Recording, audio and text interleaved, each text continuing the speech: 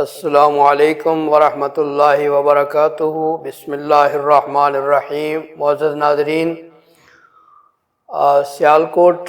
واقعے کے حوالے سے چند اہم باتیں آپ کی خدمت میں عرض کرنا چاہتا ہوں۔ اگر آپ ان سے متفق ہوں تو آپ سے درخواست ہے کہ اس ویڈیو کو لائک بھی کریں، شیئر کریں اور ہمارے اس چینل کو سبسکرائب کریں تاکہ یہ پیغام زیادہ سے زیادہ لوگوں تک پہنچے۔ یہ واقعہ اس کی ہر سطح پر مذمت کی گئی ہے اور ہر طبقہ نے اس کی مذمت کی ہے۔ علماء کرام نے بھی، سیاستدانوں نے بھی، ہر ایک نے اس کی مذمت کی ہے، اور واقعی یہ واقعہ جو ہے اس قابل ہے کہ اس کی مذمت کی جائے کہ ایک غیر مسلم جو کہ ہمارے ملک کے اندر مقیم تھا، اس کے اوپر اس طرح توہین رسالت کا الزام لگا کر اس کو بہیمانہ تشدد کا نشانہ بنایا گیا اور اس کی جان لی گئی، اس کی لاش کی بے حرمتی کی گئی ہے۔ اس حوالے سے بہت کچھ کہا جا چکا ہے، لیکن میں دو تین باتیں آپ کی خدمت میں عرض کرنا چاہتا ہوں۔ سب سے پہلی بات یہ ہے کہ اس میں علماء کرام کی بہت بڑی ذمہ داری سامنے آتی ہے۔ علماء کرام پر بہت بڑی ذمہ داری ہے، ان کا فرض ہے کہ وہ اپنے نمازیوں کو، اپنے سامعین کو، اپنے حلقہ احباب کو صحیح بات کی رہنمائی کریں توہین رسالت کے حوالے سے، اور کسی کے اوپر بہتان لگانے کی جو اسلام کے اندر جو احکام ہیں اس کی وضاحت کریں، اور اپنے لوگوں کو، مسلمانوں کو صحیح تعلیم دے کہ کسی پر بہتان لگانا کتنا بڑا جرم ہے، اور خاص طور پر توہین رسالت کے حوالے سے ایک انسان کو خواہ مخواہ مورد الزام ٹھہرا کر اس کی جان لے لینا، ناحق جان لینا، یہ کتنا بڑا جرم ہے، اس کے حوالے سے لوگوں کو بتایا جائے، لوگوں کو آگاہ کیا جائے۔ پھر اسی طرح بغیر تحقیق کے کسی کے بارے میں بہتان لگا دینا اور اس کی تحقیق کیے بغیر جو ہے اس کو سزا دے دینا۔ پھر چوتھی بات یہ ہے کہ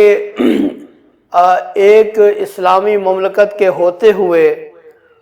جو ہے خود قاضی بن جانا، خود جج بن جانا، اور خود ہی جو ہے وہ سزا دینے کے لیے تیار ہو جانا، یہ ساری چیزیں جو ہیں ہمارے دین اسلام کے سراسر خلاف ہیں۔ علماء کرام کی بہت بڑی ذمہ داری ہے، ہمیں چاہیے کہ ہم لوگوں کو صحیح جو ہے وہ معلومات فراہم کریں، اویئرنس دیں، اور ان کو آگاہی فراہم کریں اور ان کی اس حوالے سے تربیت کریں، کیونکہ لوگ اہل علم کی بات کو سنتے ہیں، علماء کرام کی بات کو فالو کرتے ہیں، تو یہ ہماری بہت بڑی ذمہ داری ہے۔ اگر ہم اس ذمہ داری کو جو ہے ادا نہیں کریں گے تو میں سمجھتا ہوں کہ اس جرم کے اندر ہم بھی شریک ہوں گے، اور قیامت والے دن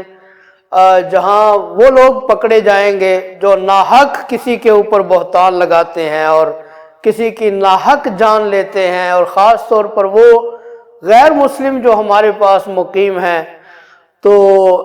ہم بھی قیامت کے دن ان کے ساتھ پکڑے جائیں گے اگر ہم نے اپنی ذمہ داری کو آگاہ نہیں کیا اور ادا نہیں کیا۔ اس کے بعد حکومت کی جو ذمہ داری ہے، یہ حکومت کو چاہیے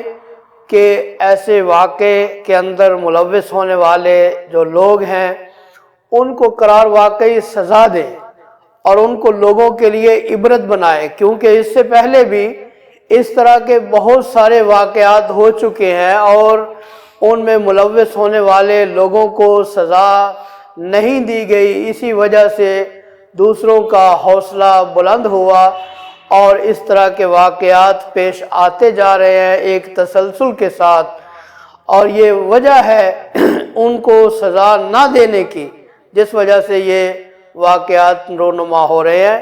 اگر ایسے لوگوں کو سزا پہلے واقعات میں دی جاتی تو یقیناً ان واقعات کی روک تھام کی جا سکتی تھی۔ تو میں سمجھتا ہوں کہ یہ چند باتیں ہیں جس کی طرف آپ توجہ فرمائیں اور اس پیغام کو زیادہ سے زیادہ عام کریں، تاکہ جو ہے لوگوں کو ان کی ذمہ داریوں کا احساس ہو۔ اللہ تعالیٰ سے دعا ہے کہ رب العالمین ہمیں اپنے پیارے پیغمبر صلی اللہ علیہ وآلہ وسلم کی